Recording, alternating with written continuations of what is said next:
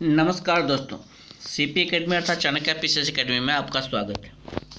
दोस्तों, बिहार विधान सचिवालय के द्वारा जो फॉर्म भरने का यानी कि मेंस का फॉर्म भरने का डेट निकाल दिया गया है। सहायक यानी कि विज्ञापन संख्या 1/2018 के लिए यह फॉर्म 11 मार्च से 22 मार्च 2019 तक भरा जाना है। इससे संबंधित सारी सूचनाएं जो हैं वह इस विज्ञापन में दे दी गई हैं और आप वहां जाकर के इसको देख सकते हैं। वेबसाइट पे विज्ञापन डाउनलोड करके आप सब सारा कुछ देख लीजिए। इसमें 11 मार्च से 22 मार्च तक आप फॉर्म भर पाएंगे। और इसकी जहां तक परीक्षा शुल्क की बात है तो सामान्य अभ्यर्थियों के लिए 800 रुपया, अनुसूचित जाति जनजाति के लिए 200 रुपया, बिहार राज्य के अस्थायी निवासी सभी आरक्षित या अनारक्षित वर्ग की महिला उम्मीदवारों के लिए 200 रुपया, दिव्यांग अभ्यर्थियों के लिए 200 रुपया और बिहार राज्य के अन्य कोटि के अभ्यर्थियों एवं अन्य राज्यों के सभी कोटि के लिए 800 रुपये। ठीक है, बाकी सारा कुछ इसमें दिया हुआ है तो आप वहाँ जाकर के देख लीजिए।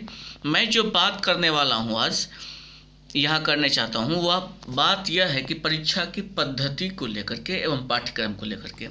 यहाँ देखिए कि परीक्षा की पद्धति एवं पाठ्यक्रम में दिया गया है कि उपयुक्त सभी पदों के लिए मुख्य परीक्षा अलग अलग 2 पत्रों में ली जाएगी। मुख्य परीक्षा वर्णनात्मक यानी कि डिस्क्रिप्टिव होगी। मुख्य परीक्षा पदवार परीक्षा की पद्धति एवं पाठ्यक्रम सभा सचिवालय के वेबसाइट पर पूर्व से ही प्रदर्शित है, जिसे रिक्रूटमेंट के अंतर्गत देखा जा सकता है। तो यहाँ जो बात करने वाली बात है, पहली बात तो ये है कि यहाँ ये क्लियर हो गई कि डिस्क्रिप्टिव ही होगी, इसमें ऑब्जेक्टिव की किसी तरह की बात नहीं है। दूसरी बात जो मैथ से संबंधित थी कि मैथ ऑब्जेक्टिव होगा या सब्जेक्टिव, तो उसके लिए भी यही है कि वह भी सब्जेक्टिव ही होगा।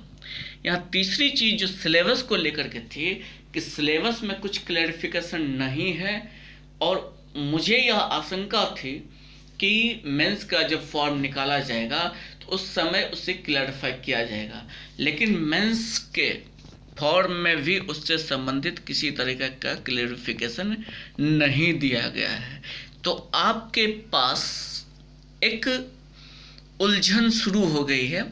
आपका लंबा चौड़ा सिलेबस है और जहाँ तक परीक्षा के डेट की बात है तो वहाँ लिखा हुआ है कि परीक्षा भी आपकी संभावना है कि अप्रैल के पहले सप्ताह में ले लिया जाए।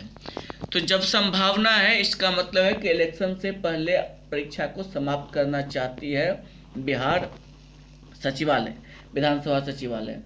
तो आपके पास टाइम भी कम है, यानी कि मार्च का आज लगभग 9 तारीख है और अप्रैल के 9 तारीख तक हो सकता है कि आपका परीक्षा स्टार्ट हो जाए। अब 1 महीना में आपको इन सारे सिलेबस को कवर करना है।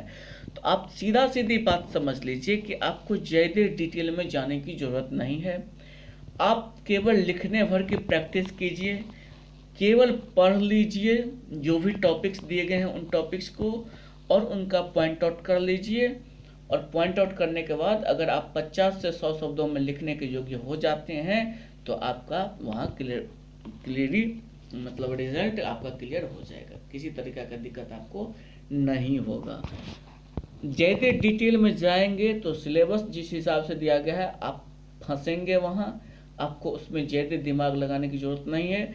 आप सीधा जो इम्पोर्टेंट सेक्शंस हैं उन सेक्शंस को उठाइए और उनको पढ़िए।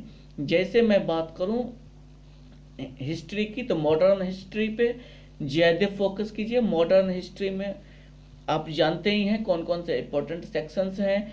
असहयोग आंदोलन है, सविनय अवज्ञा आंदोलन है, भारत छोड़ो आंदोलन है। बिहार के संदर्भ में देखें तो भारत मतलब यहाँ नील का जो आंदोलन हुआ था, नील विद्रोह, चंपारण सत्याग्रह जिसे कहते हैं, चंपारण सत्याग्रह है। 1857 की क्रांति और उसमें कुंवर सिंह का योगदान, ये बहुत ही इम्पोर्टेंट सेक्शंस है, तो आप उसको देख लीजिएगा। ये मुझे आशंका है कि ये प्रश्न पूछ लिया जाए 1857 की क्रांति और उसमें कुंवर सिंह का योगदान और चंपारण सत्याग्रह, ये सब सेक्शंस जो हैं ये सब काफ़ी इम्पोर्टेंट है, तो आप इन पे जरूर ध्यान दीजिएगा।